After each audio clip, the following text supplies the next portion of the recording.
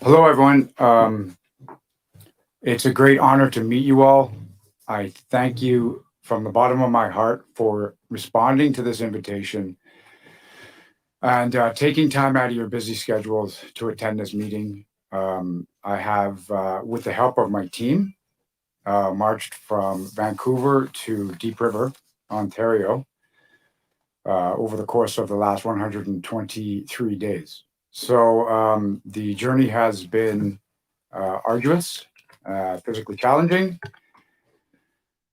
um, but at the same time, it has allowed me to connect with my fellow Canadians in a way that I never would have thought possible. It has been an amazing journey, despite the stress and the hardships involved. For those of you who may not have been able to familiarize yourself with the letter I sent to you back in early April, late March, um, the reason why I initiated this march was because I was affected in two different ways by mandates that, in one position that I have as a public servant, working as a civilian for the RCMP, was placed on leave without pay as of November of last year. I also was informed by my chain of command in the armed forces that I would be released on an item code 5F. This is administrative release. And my objection is primarily with the intrusion of these mandates, these federal government policies into my personal life. So I was inspired by protests that happened here earlier this year. And I decided to initiate a protest of my own. And the first reason for this protest is a federal government mandate that require, as a condition for employment or continued employment, vaccination, testing, quarantine, and/or isolation.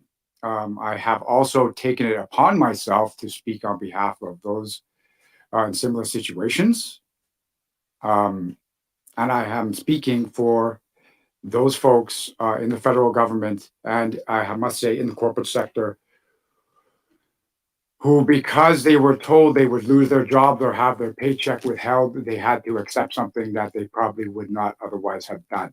And I can tell you on both of those last 2 points,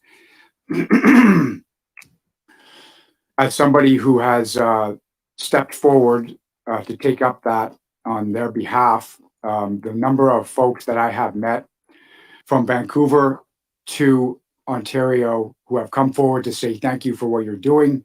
This is important. This number is in the thousands. The number of folks who have come forward to say, please stop speaking on my behalf, is zero.